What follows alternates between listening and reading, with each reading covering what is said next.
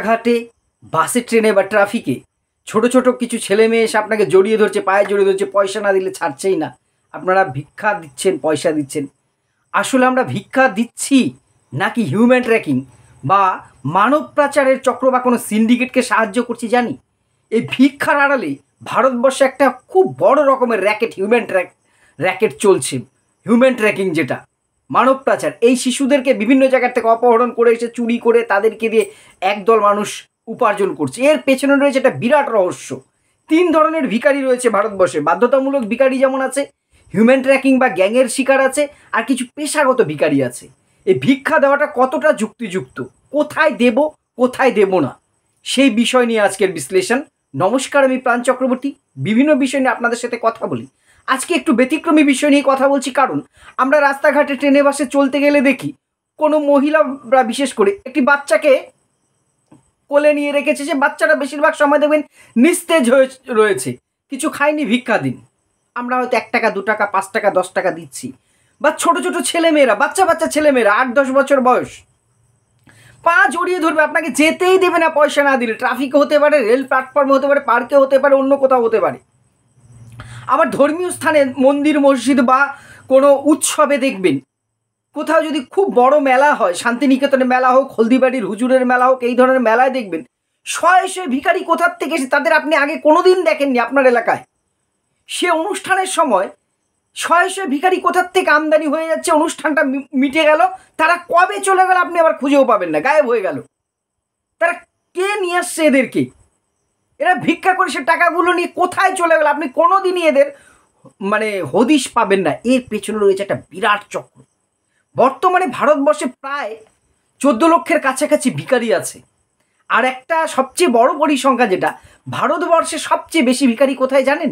দুর্ভাগ্যবশত আমাদের রাজ্য পশ্চিমবঙ্গে। 2nd পজিশনে আছে ইউপি। আমাদের পশ্চিমবঙ্গে সবচেয়ে বেশি, প্রায় লক্ষাধিক ভিখারি আছে পশ্চিমবঙ্গে। এবার ভিক্ষা করা কোনো অপরাধ নয়, মানুষকে সাহায্য করা বা ভিক্ষা দেওয়াটাও কোনো অন্যায় নয়। কিন্তু আমি যে দানটা করছি, আপনি যে দানটা করছেন, সেটা সপাত্রে, সঠিক পাত্রে যাচ্ছে কিনা সেটা দেখাটা কিন্তু আমাদের অবশ্যই প্রয়োজন আছে। কারণ ভিক্ষার আড়ালে কীভাবে প্রতারক চলছে? প্রথমত, একদল মানুষ আছে যারা এই ভিক্ষাটাকে রোজগার হিসেবে বেছে নিয়েছে, যে কোনো বিনা পুঁজির ব্যবসা, কোনো পুঁজি বাট্টা লাগছে না, কোনো হেডেক নেই, ট্রাফিকে বা ট্রেনে বাসে বসলে পরেই পয়সা ইনকাম করছে। তারা দিন গেলে 2000-5000 বেশি ইনকাম করছে। এক্ষেত্রে সবচেয়ে বড় একটা যদি উদাহরণ দিই, আপনারা চমকে যাবেন, অনেকে হয়তো জানেন। মুম্বাইয়ের একজন ভিখারি আছে, ভরত জৈন। পুলিশ তাকে যখন সার্চ করেছে, 7.5 কোটির ওপরে তার ব্যাংক ব্যালেন্স পাওয়া গেছে, 2 কোটি টাকার ওপরের 2টো ফ্ল্যাট, তার ছেলে বেসরকারি স্কুলে পড়ে এবং বিরাট একটা ঐশ্বর্য। কিন্তু তাকে তার ছেলে বা অন্যরাও এখন ভিক্ষার থেকে সরাতে পারেনি, কারণ তার ওটা প্রফেশন। মাস গেলে সে 50,000-1 লাখ টাকা কোনো ব্যাপার নয়। হায়দ্রাবাদে একজন ভিখারির ঘর সার্চ করে 40 লক্ষ টাকা ক্যাশ পাওয়া গেছে। এই ধরনের প্রচুর আছে। এবারে এই যে যারা পেশা হিসেবে গ্রহণ করছে, দেখবেন তারা সুস্থ সবল, তারা কোনো কাজ আসলে করতে চায় না। তাদেরকে আপনি কাজের অফার করবেন, যে তুমি ভিক্ষা করছো, চলো। সে পুরুষ হোক মহিলা হোক, সুস্থ সবল মহিলা, তার চেয়ে অনেক অসুস্থ মহিলারা কাজ করে খাচ্ছে লোকের বাড়িতে বা অন্য কোনো, যে আমি কাজের সন্ধান দেবো তোমাকে, এখানে কাজ দেবো তোমাকে, এই 100 দিনের কাজ দেবো, তোমার 2 টাকা কিলোর চাল, বিনা পয়সার চাল, সব ব্যবস্থা আমি করে দেবো। কিছুতেই আপনি রাজি করাতে পারবেন না। এরা হচ্ছে প্রফেশনাল ভিখারি। আমার আপনার উচিত এদেরকে অ্যাভয়েড করা, এদেরকে ভিক্ষা না দেওয়া। আর সবচেয়ে ভয়ঙ্করটা 3 নম্বরে আসে। 2nd হচ্ছে যারা বয়স্ক, অসুস্থ, আর হয়তো দিব্যাঙ্গ, হ্যান্ডিক্যাপ, তাদের অবশ্যই আমাদের সাহায্য করা উচিত।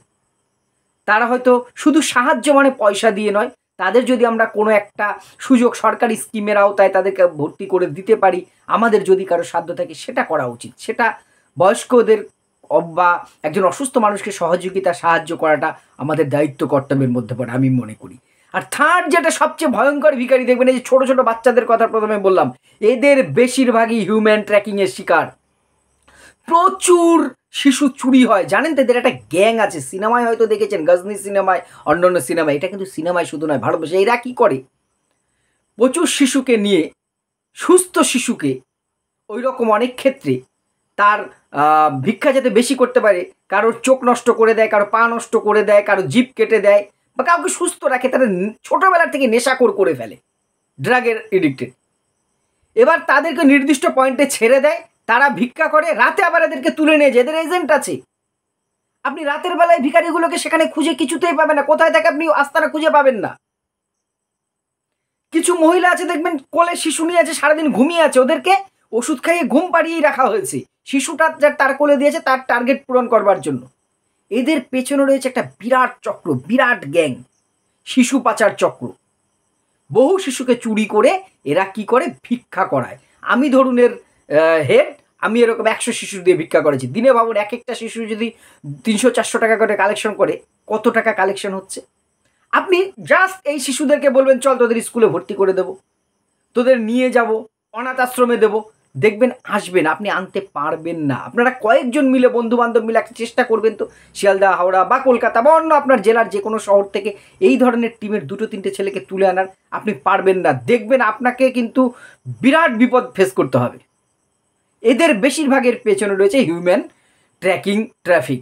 ফলে এদের ভিক্ষা দেওয়া মানে হচ্ছে এদের উপকারে লাগছে না, লাগছে কাদের, সেই দালালদের, যারা এই ব্যবসাটা চালাচ্ছে, যারা এই গ্যাং হিউম্যান ট্র্যাকিংয়ের মাথার তারা টাকা পাচ্ছে। তাই এই ক্ষেত্রে ভিক্ষা দেওয়ার থেকে বিরত থাকুন আমি বলবো। যদি দিতেই হয় খাবার দিন, খাবারটা সিল প্যাক দেবেন না, বিস্কুট দিলেন ছিঁড়ে দেবেন, আপনার জামা কাপড় দিন, ঠিক আছে। অথবা ওই যে বললাম, ওদেরকে বলুন এনজিওর সাথে যোগাযোগ করুন, শিশুদেরকে তো 10-9-8-এ ফোন করুন, এই সাহায্যগুলো করুন, কিন্তু সরাসরি পয়সা দেবেন না। আর এক ধরনের দেখবেন রিজার্ভেশন ট্রেনগুলোতে গেলে, দূরপাল্লার ট্রেনে বেশি দেখা যায়, ট্রেনের নিচগুলো ঝাড় দেয় কিছু ছেলে। এদেরকে ভিক্ষা দেওয়া মানে এদের ভবিষ্যৎটাকে নষ্ট করা। কেন? এরা পয়সা নিয়ে ডেনড্রাইটের নেশা করবে, এই নেশা করবে, ফেন্সিডিল খাবে, এই করবে, কাজ করবে না জীবনে। কিন্তু এরা, অর্থাৎ এদের আমি 2 টাকা দিচ্ছি, 5 টাকা দিচ্ছি মানে পক্ষান্তরে এদের ক্ষতি করছি। এদেরকে পারলে কাজের সুযোগ করে দিন। খাবার, আমি বলছি তো, খাবার দেওয়ার নয়, খাবার দিন, পুরনো নতুন জামা দিন, পয়সা থেকে বিরত থাকুন। এটাই না হলে কিন্তু আমরা পক্ষান্তরে ক্ষতি করছি। কিন্তু যারা অসুস্থ, দুস্থ, বৃদ্ধ, বৃদ্ধা, তাদেরকে অবশ্যই সাহায্য করবে। আইনগত দিক কী আছে? আমাদের দেশের মধ্যপ্রদেশে ইন্দোরে 2025 থেকে ভিক্ষা দেওয়া এবং নেওয়া দুটো নিষিদ্ধ। আপনি দিলেও কেস খাবেন কিন্তু। এছাড়া মুম্বাই, দিল্লিতে ভিক্ষা দেওয়া কিন্তু নিষিদ্ধ করা আছে। আপনি সাহায্য করুন, টাকার বদলে খাবার, পুরনো জামা কাপড়, হেল্পলাইন দিয়ে, এগুলো দিয়ে করুন, এনজিওর সাথে যোগাযোগ করুন, এটা বললাম। এবার সরকারি উদ্যোগে তাহলে ভিখারিদের বন্ধ করার কিছু, আমার মনে হয় সরকারি বেসরকারি উদ্যোগ নেওয়া দরকার। যারা এই সমস্ত ভিক্ষার সাথে প্রত্যক্ষ বা পরোক্ষভাবে নিজের ইচ্ছায় বা হিউম্যান ট্র্যাকিংয়ের আন্ডারে জড়ো হয়েছে, সরকারিভাবে এদের পুনর্বাসনের প্রয়োজন আছে।